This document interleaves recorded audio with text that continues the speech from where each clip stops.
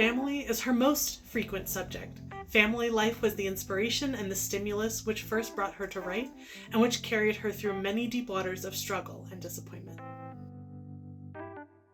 Continuing through my read through the Newberys, today we have Invincible Louisa by Cornelia Meigs. This book won the award in 1934. Cornelia Meigs was born in 1884 in Illinois, and she grew up hearing stories about her family. She heard many stories about her great-grandfather, who was a commander on several of the first U.S. ships. This led to a lifelong love for stories and history.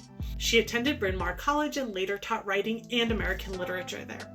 She worked for the War Department during World War II, and she co-wrote A Critical History of Children's Literature.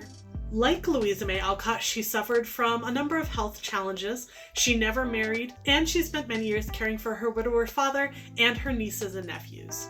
In addition to Invincible Louisa winning the Newbery Award, she also had 3 other books that were named Newbery Honor Books. Supported by Alcott's publisher, Meigs wrote this biography for children. Much of the material for the biography came from Meigs' interviews with some of the remaining friends and family who had known Louisa while she was still alive, and from Louisa's letters and journals and other first-hand documents. This gives the biography a very personal feel as it goes through the different challenges and struggles that the Alcott family faced, especially during Louisa's young life, as well as her struggles and growth as a writer.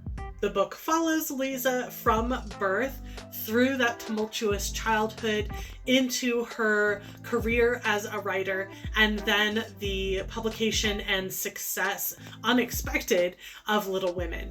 It also focuses on how Louisa was driven to care for her family and make sure that she supported them.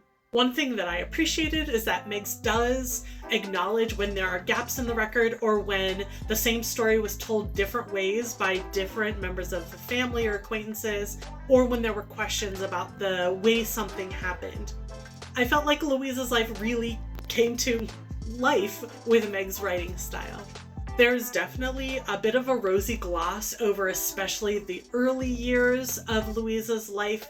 There are a number of times where it's repeated that, hey, they had no money for food or they couldn't buy clothes, but they were happy because they were all together as a family. I'm sure that was true to an extent, but based on some other things that I know about Alcott's life and about Bronson Alcott, I know that there were a lot of kind of dark times for the family, and I felt like that was glossed over a little bit. It feels like it gets a little bit more realistic as we get into Louisa's older years, and I really sort of wonder if that is because we have her record of how she felt and what she was thinking in some of her journals and letters, where we don't have that same kind of record. It's more stories told and things that have been gathered for her early years. There's also the fact that this is a biography for children, so I think that there was a little bit of a gloss over things there to try to make it not quite as dark when she was a child.